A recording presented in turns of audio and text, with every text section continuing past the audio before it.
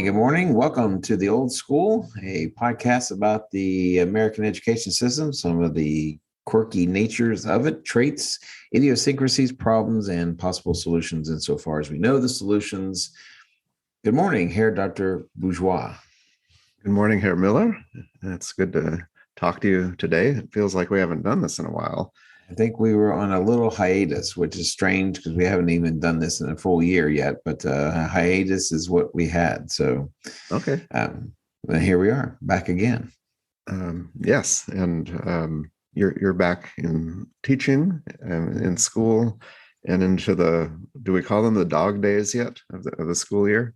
We're starting to approach it, yes. But yes, the boys are back in town and we're trying to make our way through it. And this is the time of year, at least in my subject, when the students have had their first crack at an essay and they start to realize that studying for a multiple choice test is not the same as studying for an essay. And even the best of students can sometimes walk out of the class with their heads shaking, just not sure what just happened. But this too will pass. They'll get around to it. They'll come around. And you'll tell it to them straight. Yes. There's no sense sugarcoating this one. I know how much you love those conversations. It's not that I love the conversations, because that suggests I love the trials and tribulations associated with it. But I do find the instructive nature in those trials and tribulations. And so there you go. It feels like there are stages of grief or something that a student goes through when they get that first grade from you. Maybe there's the denial, anger. Eventually there's acquiescence, or they start nodding. There's the negotiated stage. Yeah. Is there any way I can maybe add a few points to this? Maybe do an extra credit or something. Can I go buy you a Coke or something? Strangely enough, that used to work for me. But I had a Coke. Yeah. I mean, there's a Coke machine, and I think we could tie that to a grade. Realistically, it shows extra effort. It does show extra effort. I'd prefer cash, but no. Usually, the students will ask, can I do like a little extra research project or something like that? Or I'm like, no, I don't need more stuff to grade. No, figure stuff out in the the structure that I've created for you. As the French say, the cadre. Wow. So yeah. Well, what are you going to do? I don't know. I can't answer that. So where are we heading today, Herr Miller? You have something on your mind, I can tell.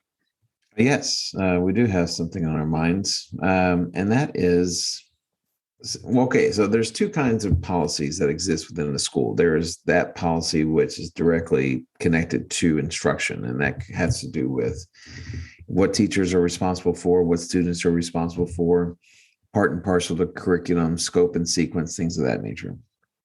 And then there are those things that are part of what someone might refer to as the hidden curriculum, things that are relative to kind of social structure in the school, in an attempt to try to create an atmosphere that's the most conducive to learning.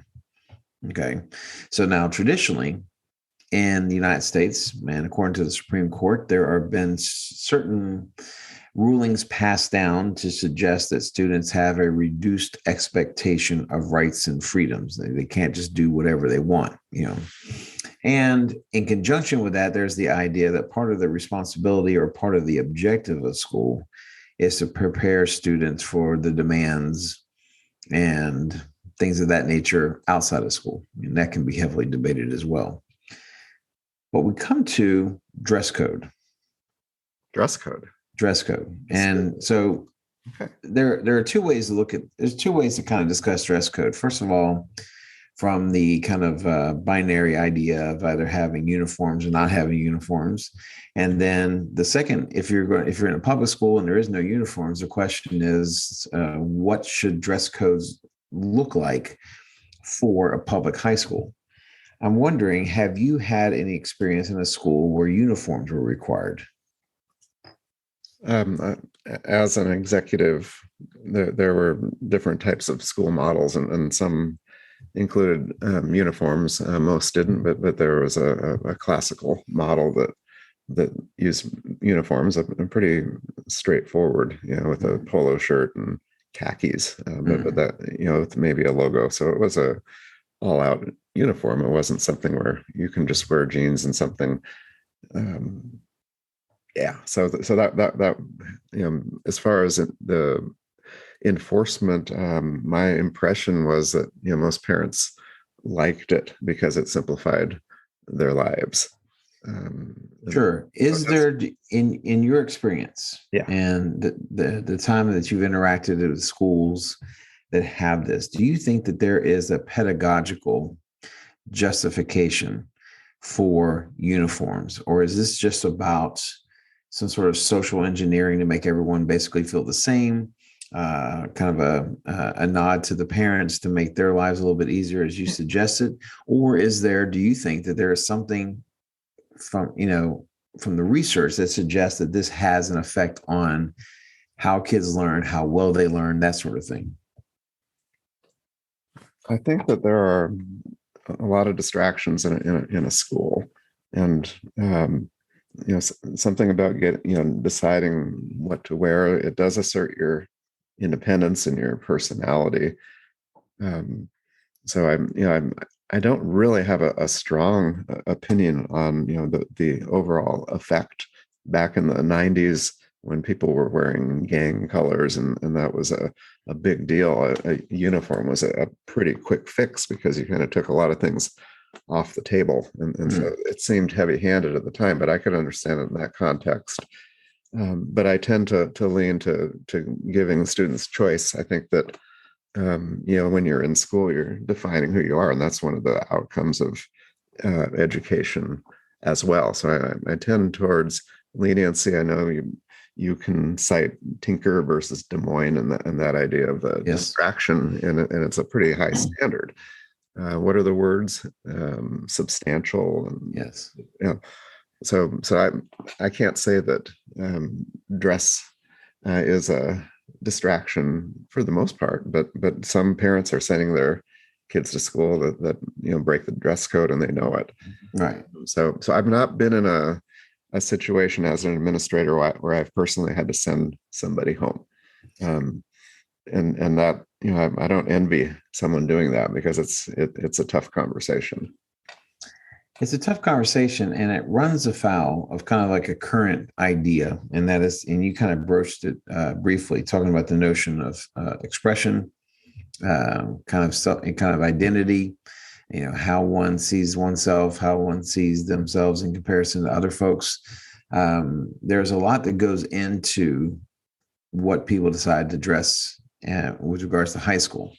And a lot of those decisions are things that 20 years later are seen as ridiculous. And, even by the person who did it, they'll say, well, I don't know what I was thinking then. I had these notions of, being different. But the question, so this is what makes the question harder.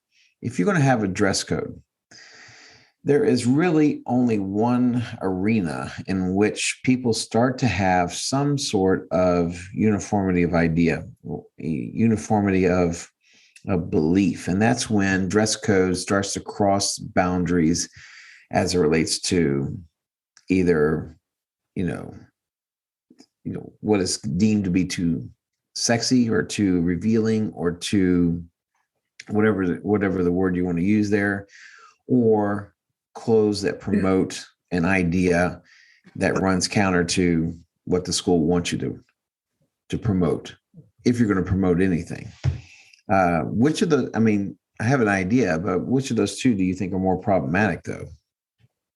Well, I would guess that girls, the dress code violations and questions and issues and controversies tend to center on their choices, and probably African American girls, particularly with there's just some as far as hair and some of the requirements, and there's some cultural aspects to the way individuals dress. So I think that you probably find fewer instances with boys. The most common is probably pull up your jeans, that type of thing. And so, you don't talk about the boys' terms of, oh, they're dressing too sexy. This is Right. a girl thing, Right. where the two of us are really uncomfortable, and Exactly.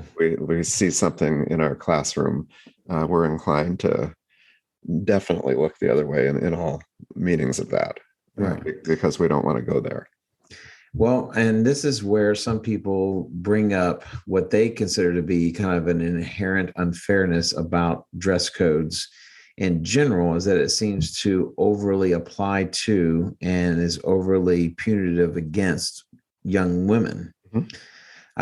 Now you can make the kind of the opposite opinion of that is that the fashion has never been from the male point of view about dress that is overly provocative. As you say, the worst part of it is the yahoos 20 years ago that used to have their pants go down to, it seemed like it was going lower and lower every day. And you were sitting there telling kids, pull your pants up. What's wrong with you? And you feel like an old man saying it, but you can't help it. How's that even comfortable to walk around with your pants halfway down? I don't understand that, and so that's really the only thing I can think of where that application went towards young men. Inevitably, it is primarily directed at young women. And again, it's a question of fashion. It's a question of style, of what's popular at that particular moment. However, the reason why I wanted to bring it up and the reason why I wanted to talk about it is because last year in our particular area, there was a general kind of, as you say, kind of a, in all sense of the words, kind of a looking away with regards to dress code because of all the other issues that were prevalent last year, all the other things that had to be worked through. No one wanted to spend time messing with dress code. And so dress code simply was not enforced. And no one has really reinstituted that. And so what you have is you have what teenagers will do. They will push the envelope. And so if there is no overriding guidelines about what you can and cannot wear, then you start getting some pretty creative ideas from young students about what they wear. And it doesn't affect the women teachers as much, even though they're the ones we always see in the news. But it has to do with the male teachers, because the male teachers are in a very potentially dangerous situation when you have young kids dressed incredibly provocatively in a classroom. It doesn't take much where a young male teacher or any male teacher finds himself potentially in a bit of hot water because of what's perceived by the student. And so I'm wondering what the answer is. Because this doesn't seem tenable. We had a former boss. You remember her guidelines: no boobs, butts, or bellies. Oh my gosh! And that's all we're getting right now. I'll tell you from the front lines, that's all we are getting right now. Now, again, it's not the vast majority of students, but it's definitely a cadre of kiddos that have embraced the notion of showing as much boobs, butts, and bellies as you can get. And so the question is, how do you deal with that? I'm glad at this stage in life I don't have to deal with this. I'm gleeful at the moment. How you define that material and substantial distraction is really what we're talking about. And is that or is it not? We've been in education for a long time, and we've seen fashion. We went to high school in the 70s, at least I did. Yes. And probably in the early 80s.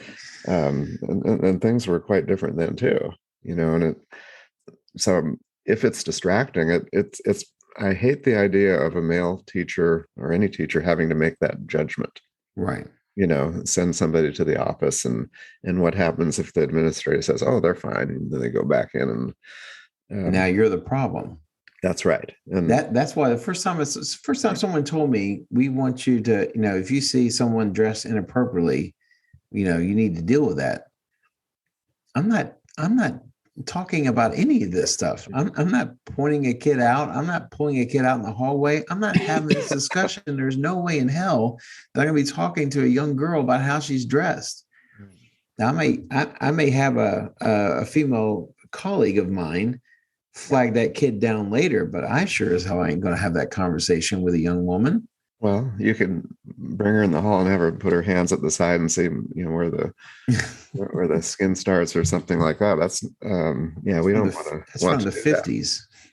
But I do believe that you and I have had to enforce a dress code together. Yes. And this was our trip to Germany. Yes. Every time, and I, took over an exchange program that started in the 1960s. And so we have pictures of, in 1960 traveling, Americans traveling to Germany, and they look like they were 30, 35 years old. The kids look so mature back then. But part of it had to do with their attire. I mean, the boys are wearing suits and the girls are wearing dresses, and then they're wearing their finest on a plane. And that policy, continued. And when I took over the program, I kept that policy. Through the 90s, when you and I were taking students, we took 4 or 5 or 6 groups together. We said that the boys had to wear a blazer. I don't know if we required a tie. I think we probably did. I don't remember, but definitely a blazer and definitely a blazer.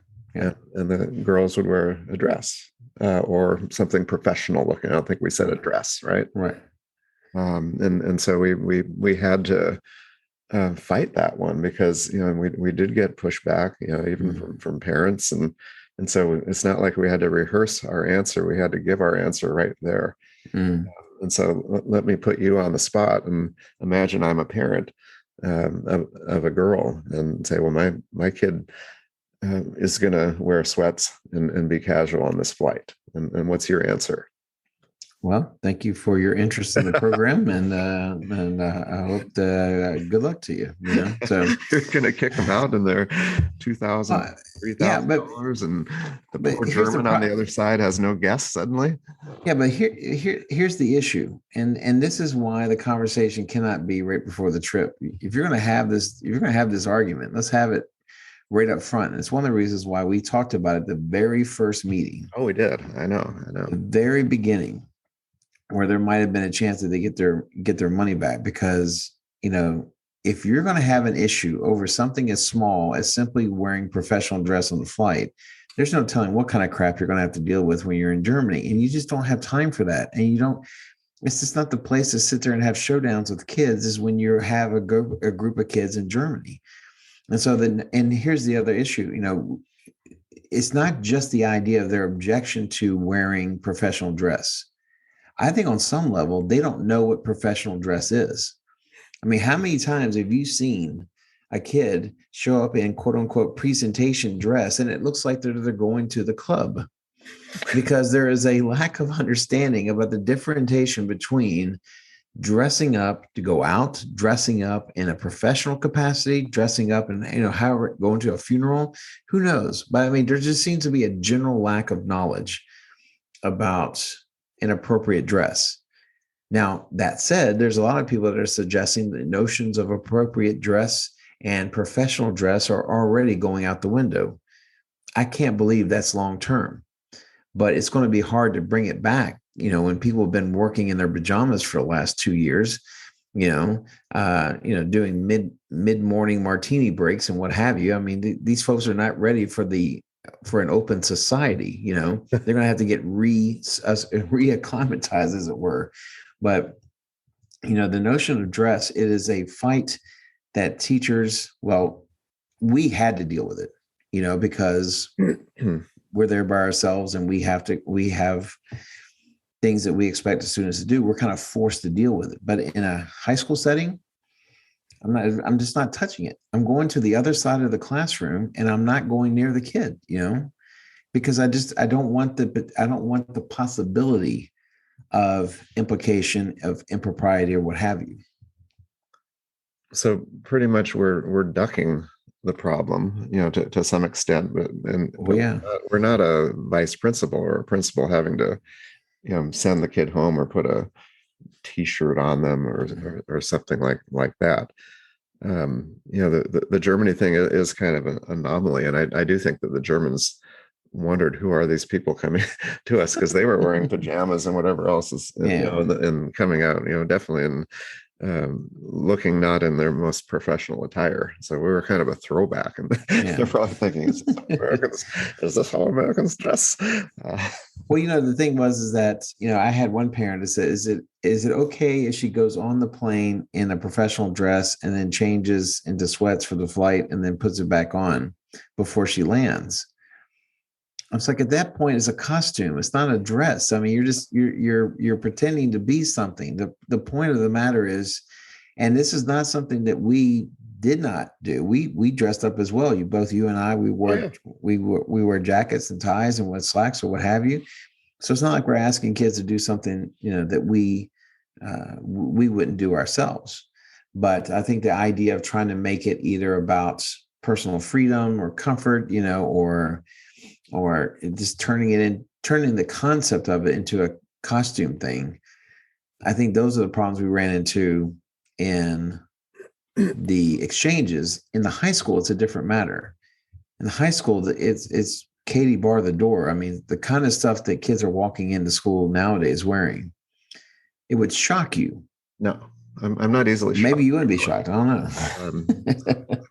I don't think so, but we don't have to make those decisions. And I think from the perspective of a vice principal, they're very careful now because of the political climate as well. And so most likely the students, sense that. And you're right, they can push the boundaries and without a lot of pushback. And unfortunately, it does fall to the principals and the vice principals. I mean, as onerous of a responsibility as this is, and as a potential minefield that this is, the individual teacher does not have the clout to do it. They don't have the protection to do it. There's nothing about a teacher's responsibilities, rights, and privileges that allow them to easily have these kind of conversations. That's why you just tell the principal or the vice principal the name of the kid, if you know it. I mean, the worst, most egregious examples of dress code violations I see when I'm just in the hallway. Yeah. And you got kids you just have no idea of. But again, I'm not talking to them about it. Well, a dress code also, I mean, it's an appearance code, so it has to do with grooming and hair and so forth. I think hair length is maybe something that we used to have to deal with occasionally. I think that's becoming less of a distraction and a very difficult one to address. Or what about colored hair? Is that a material, substantial distraction if somebody has pink hair? It's maybe silly, but I think that clothing is probably the more interesting and controversial right now. I mean, is there anything with other elements of appearance besides dress right now? I mean, as far as appearance goes, I mean, there's no discussion about hair or anything of that nature. There used to be, of course, the thing about hats, and I'm actually still kind of one of the holdovers. I don't like kids wear hats in my class. You're the only one left. Maybe I am. I don't know. Take your hat off. What's wrong with you? Where do you think you are? So, and I know I'm not that far off, because when kids react to me, it's not like they're reacting as if they've never heard an adult say, take your hat off before. So they know that there's this idea that some people don't like hats. So maybe it's more than just me talking about it. But the thing that fills particularly male teachers with dread has to do with dress code, and has to do with, and the question then is, if we're right now in 2021 at a point where no one wants to talk about it, where no one wants to broach it, where are we 5 years from now? Where are we 10 years from now? And again, it should be noted that we're not talking about a majority of the kiddos. We're talking about a very small select group. However, the fashion of the day, the fashion of, what's considered popular today, goes in a direction that causes potential problems.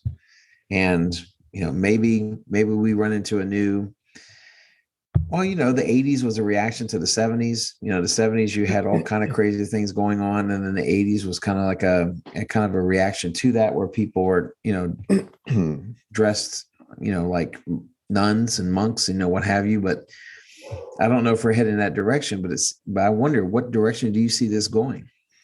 Well, if we jump back to the 70s, when I was in high school, that they even had rules about smoking. Yeah. Back outside of the back of the building, you would see teachers and students together. It was approved, and that's what they did. And I think in a lot of ways, students were treated more as adults back then, and Right. they could make their decisions. So it's difficult to trace the trajectory of something like this. I think more importantly, what do your colleagues think? Because I imagine that this is not just a Herr Miller question, how do I deal with this? But have you spoken with anybody else? Maybe, for example, your female colleagues. My female colleagues are shocked at the brazen nature of what some people are doing. My male colleagues are nervous, in the same way that I'm nervous. Now, someone who's not familiar with education and the, how education kind of goes, they may question why someone would be nervous if they have no ill intent. But that doesn't, you not having ill intent doesn't protect you one iota from accusations, insinuations, implications, what have you. And so for a lot of male teachers who want to be able to simply concentrate on what they're doing. And I've even heard female students, talk about the fact that it seems like it clutters the atmosphere when you have folks dressed in a way that most reasonable individuals would suggest is inappropriate. I've even had students kind of complain about the nature of it. And so I wonder if there's going to be a pushback. I wonder if, worse yet, it gets worse, in the coming years. I don't know. But it's certainly not just me. Okay. Well, I think we mentioned earlier about the political climate today. I think it's a difficult question to make any ground right now. Yes. There's so many other things, but you're talking about a distraction, of teachers, particularly, it sounds like, but then other students. For a teacher, say a male teacher, to notice something, they have to look at it, right? Which is something we try not to do anyway. Right. Yes. So it's more or less a catch-22. But I don't envy you in that situation. I also think there are way more important issues than dress code, what's happening in the schools. But maybe it's a symptom of something else. Do you think, and you're right, this in the grand scheme of things, we have much bigger fish to fry. Right. But I'm wondering, this does speak to what is the purpose of school, or this is part of the conversation about what the purpose of school is. Do you think that there is an element to the stated goal and hidden goal of education to somehow spend some time regulating or modeling this idea about what is appropriate as dress or what have you?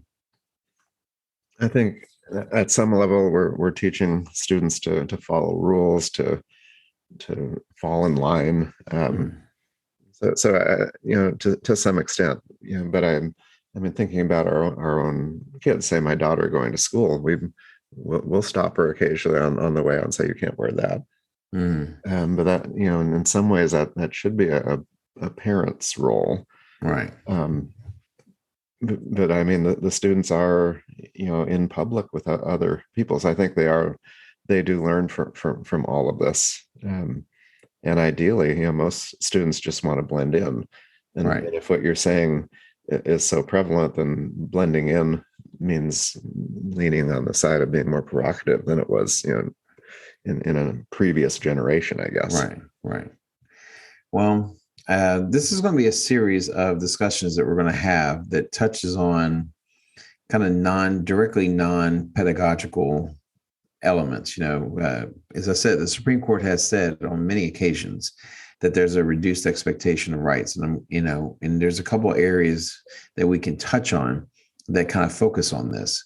But certainly dress code is something that's kind of, well, it's talked about the most, I think, as far as non-direct education matters.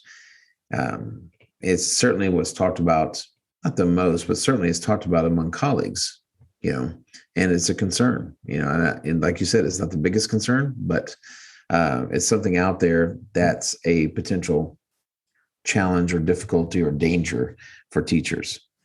Definitely interesting topic on, with respect to the First Amendment and how you don't check all your rights, at the schoolhouse doors, and free expression. So that, both sides are really fascinating. And this is where I'd love to hear some other voices. We're coming from a little paranoia because we don't want to have that difficult conversation. We'd rather do about anything else.